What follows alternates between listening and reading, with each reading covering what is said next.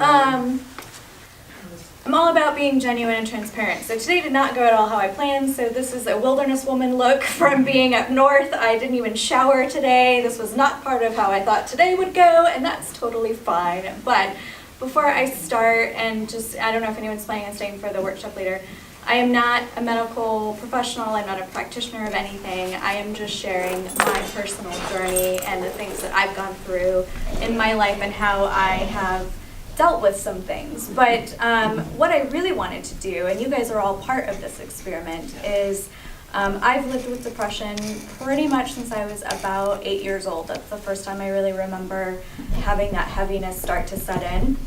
And, you know, it's getting better, I think, but part of the issue with depression is just people don't talk about it. And it's a really difficult thing to talk about. When you talk about depression, automatically you feel like you have to get really heavy and a seriousness sets in. And it took me a lot of years to even get to the place where I felt like I could even find the right language or the comfort to talk about my own story. So how could I expect other people to talk about theirs, when it's this really challenging thing? And then I thought, well, I can just start. And so a couple years ago, I started blogging before it was like a super popular thing. And I was just using Medium as just a simple platform. And I started really being honest about how I felt, how I was doing, how things impacted me in my life. And it was terrifying. It was absolutely terrifying. Every time I posted something, I had to walk away from the computer and not look at anything and just be like, oh God, I don't know what I just did. And then these messages would come in. I didn't know anybody else felt like that. I didn't know anybody else thought that way. I didn't know anyone else cried in the shower for 20 minutes in the morning. It was just messages that I was getting from people, lots of people, that were saying, thank you so much for just sharing this, for talking about this. And it created this dialogue that I was able to suddenly have with others. And it did something for me in that it made me feel not alone anymore in my battle. And it also made me feel like there's this hope that exists of how we can help each other to be a little bit more honest and a little bit more accountable and a little bit more open about things. So that's my preface of kind of what my goal is of just talking about depression. So with that said, I mentioned, that I started feeling depressive episodes when I was 8, and I couldn't tell you that that's what it was. I just knew that I wasn't really happy. It just wasn't a good time for me. And I was actually sad that I missed your talk yesterday because I have a cult history in my background. My uncle was basically a pastor of this small church. And I would say, well, I used to say ruined my life, but now I say I learned a lot from it. It really shaped who I became as a person. And it was a very difficult journey for me. And when I came out of the cult experience, there was a whole series that I went through of emotions because my dad was the one who pulled me out of it.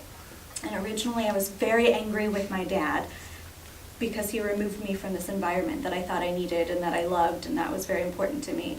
And then as I started to realize what was going on in that church, I got angry at him for a different reason, which was, why didn't you come save me sooner? And that was a really difficult thing for me to cope with too, is what took my dad so long to pull me out of there. And then as I got older, I started to realize the complexity of relationships and family ties and things that, I couldn't have thought about that my dad was experiencing and thinking about when I was going through that period of my life. And it really came down to one thing that happened for me that was the center of a lot of my depression, and that was there was a seed planted in my heart that I was not good enough for anything. For anyone. I probably will cry, by the way, and that's okay. Crying is not weakness, it's just caring very deeply about something. And so when that seed was planted, it impacted everything that I did, every relationship that I had, every job I went for, every time I tried to make a new friend.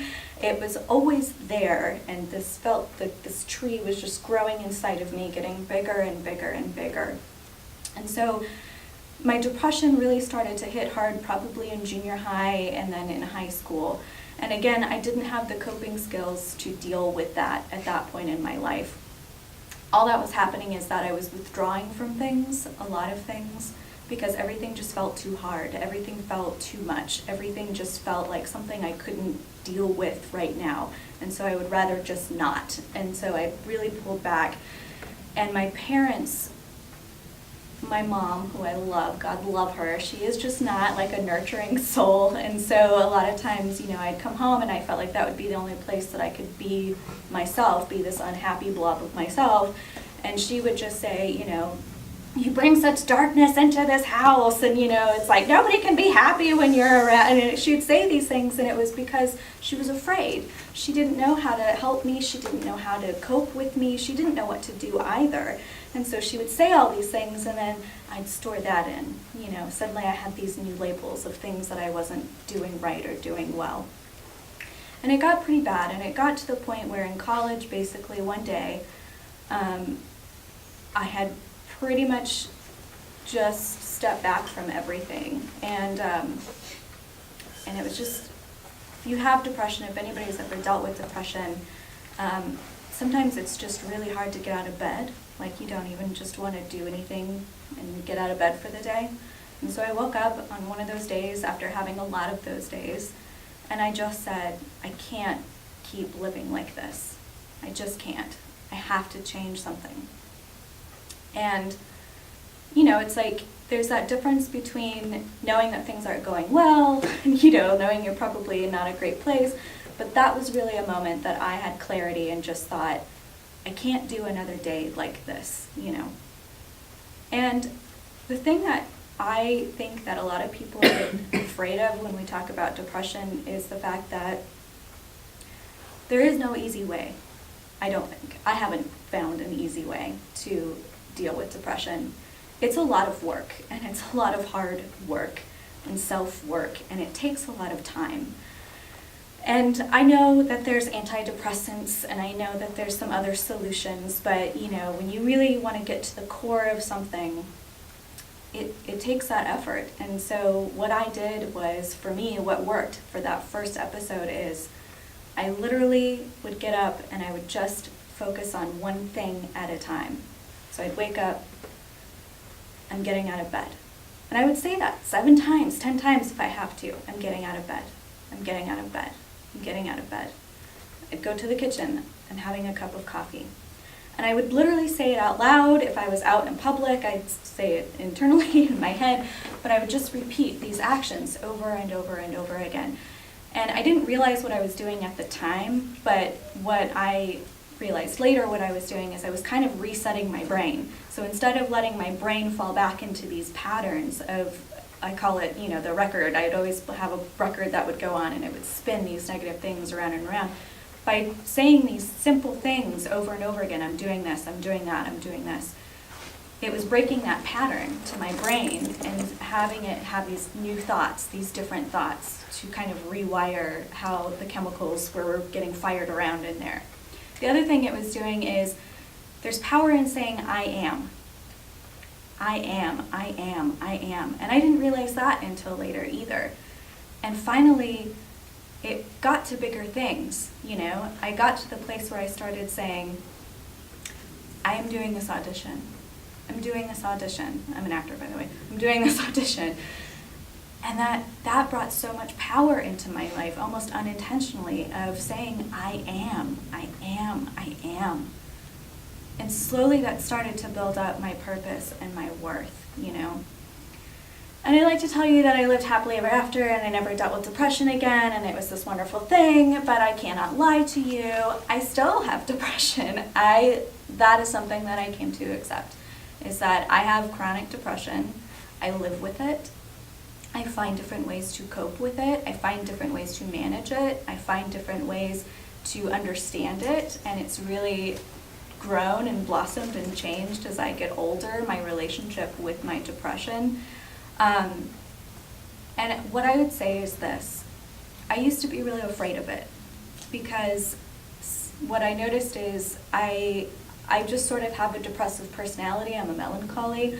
But if there was something that happened, it could trigger like an actual depressive episode, which is very common for a lot of people that don't live with depression. You can have a death in the family, lose somebody that you really care about, and it can trigger a depressive episode. And so I was so worried about all these things that weren't in my control all the time, that something would trigger a new episode. I was like a little paranoid about it, I would only try to make really good choices, and I'd kind of fake this like, everything's great all the time. Well, my cousin passed away from leukemia. She was a year younger than me, and it triggered a depressive episode. And I remember feeling so mad at myself that I let that happen again, because I knew how much work it takes to get out of that place. And there I was again. And here we go again. And can I do it? And that's always a hard thing, right? It's like, do I have the energy for this? Can I do this again? Can I face this again? Do I want to? You always have that choice, right? And for that experience, I chose to try Zoloft. And I'm not speaking against antidepressants. They work wonderfully for some people. For me, it deepened that feeling of not caring to the point where that was the first time that I got suicidal, was when I was on Zoloft, because it just took me to this place that I was so far removed that I couldn't find a purpose for anything. I didn't understand why. Why do I exist? Why am I here? Why does it matter if I get up today? Why does it matter if I go to work today? I don't know. There's no point to anything. And that was the first time that I actually started getting to that place. Once I identified that that's what was happening and I got off the Zoloft, I'd like to tell you that I wasn't in a depressive episode after the Zoloft, but I still was. And it took a lot of work again. And for me, it was going back to that place again of getting up every morning. I'm getting out of bed. I'm getting out of bed. I'm getting out of bed. And I started doing some different things too at that point in my life because I was older. Not only would I do that routine of talking to myself, but I would allow myself to have wins. And so for a lot of people, getting out of bed isn't a big deal. You do it every day, you get out of bed, you go to work. That was a big deal when I was dealing with a really bad depressive episode. And so I'd have a journal where I would write down my wins for the day. And I would let myself celebrate that. I got out of bed today. I went and put gas in my car today. I did all of these things. And it's still a challenge, right? Because when you live with somebody who, my husband, who I love again, and he just doesn't have a brain like I do. He's probably the happiest. Ava, he is just like the chipperest person you'll ever meet. And so it's really difficult for him to understand when I go through stuff like this. And so sometimes he would come home and he would say, well, you're in the same place that I left you. And I'd be like, yeah, well, let's get you up. Let's go do something. His first instinct would be to distract me, to take me out of like this funk that I was in and go take me out to get it off my mind. And it took me a long time to develop the language to tell him, this isn't the kind of thing that you can distract, right? This is very deep inside of me. And so we might be able to go see a movie and we might be able to have a good time for a couple hours, but when we come back home, or even when we're in the movie, it's still there. It still exists. It's still a living thing that I am experiencing. And to you, maybe getting out of bed today wasn't a big deal, but it was a really big deal for me. And I started to be able to communicate those kinds of things for him. And once he started to hear me, because I was talking to him now about what I was feeling, what I was needing, what I was wanting from him, he was able to offer me the support that I actually needed. And so that was a really important learning lesson for me too, right?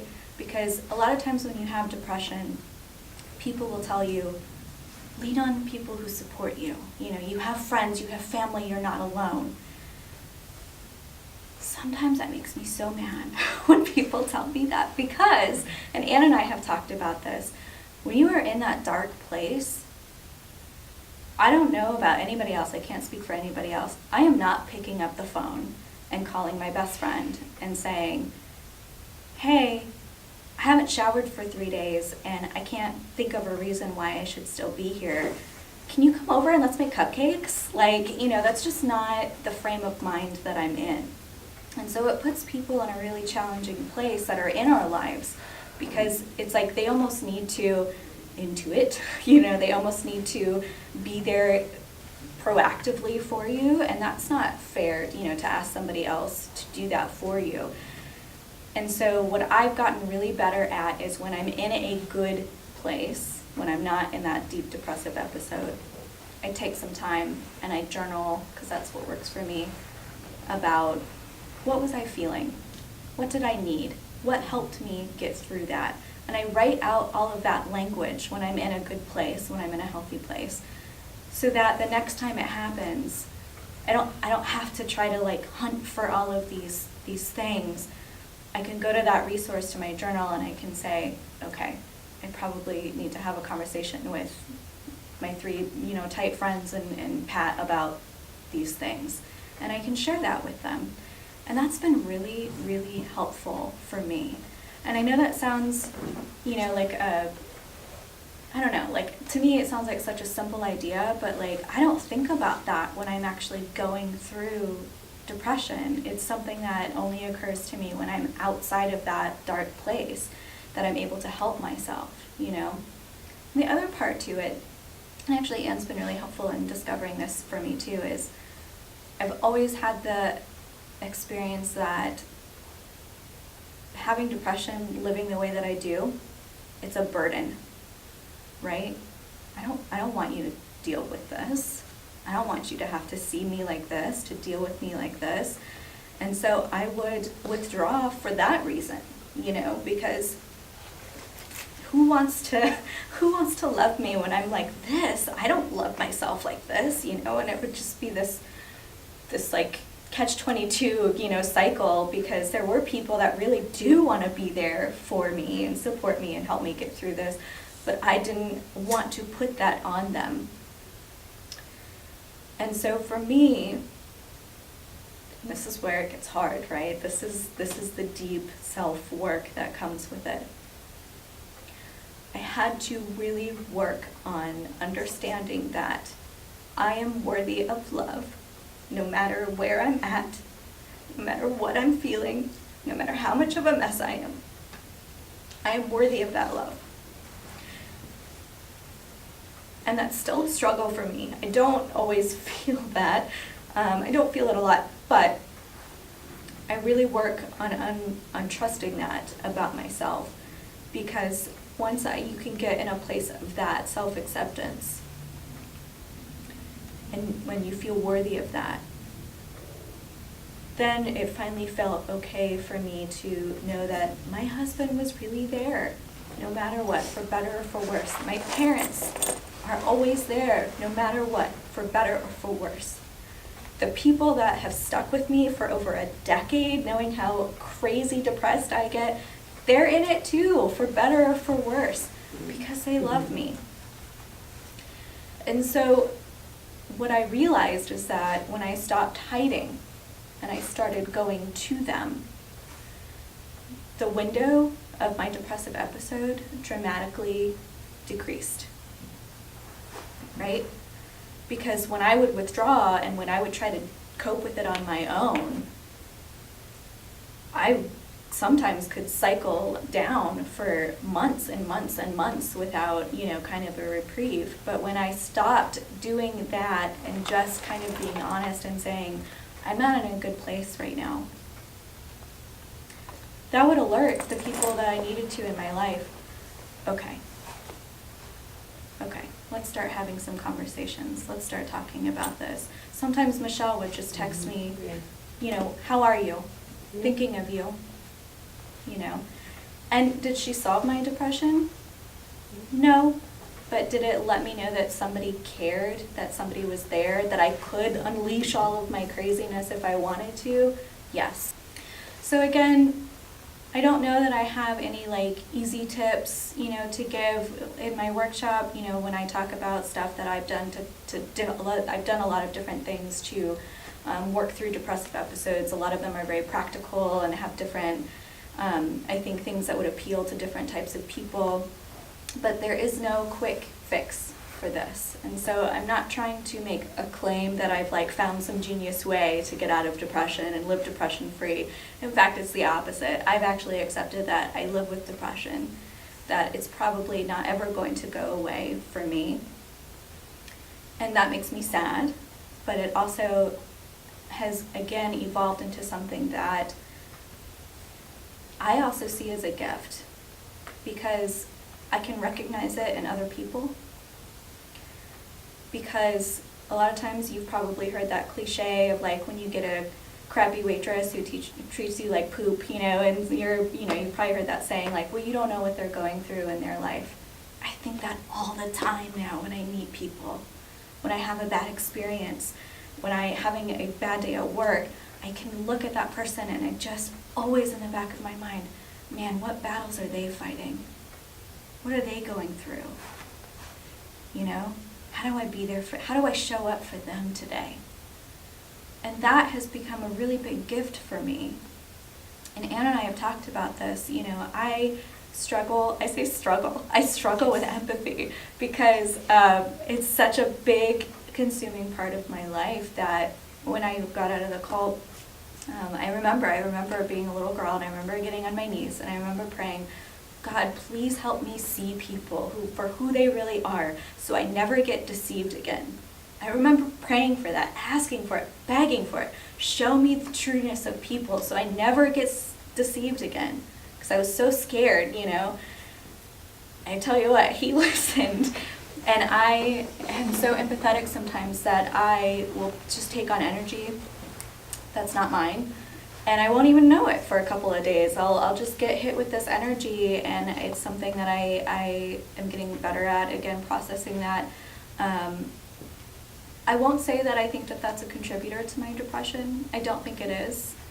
But I think that having depression and also being extremely empathetic is a challenging combination, right? And another interesting component to me, and I'm sharing this because I don't know who struggles with what here.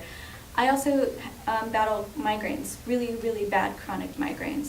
And there's been research scientifically proven that people with migraines, their brains are hypersensitive. They are constantly picking up signals. And it can throw the brain into like this different state. And it's not all migraines, but certain migraines, they've definitely proven this. And so doctors, when I go talk to them that are familiar with this study, they recommend to me, keep everything as stable and as normal as possible. Eat the same things every day at the same time every day. Like basically they want me to carve out this routine to just stay as regular and as stable as possible. My life is exactly the opposite of that. And I've thought about trying to make a choice to make that work, but it just doesn't honor who I am.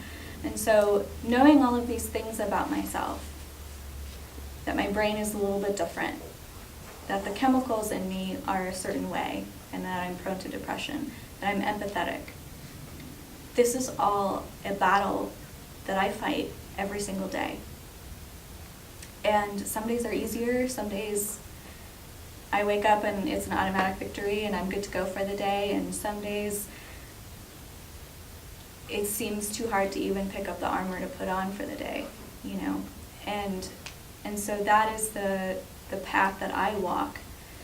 And what I want to do, what I hope, again, to achieve with having talks like this is to find people that have been afraid to talk about this, to say what they feel, to say what their battles are, and to come forward and to speak that. Because it's nothing to be ashamed of, and it's nothing to fight on your own if you don't have to. And it's not something that you need to feel scared of. It's just something about you that we can understand together. And so that is my hope in talking about depression, is just bringing it into the light. I know that sounds weird because depression is technically a dark thing, but bringing it out into the light of the world. And that's my talk. Thank you. Thank you.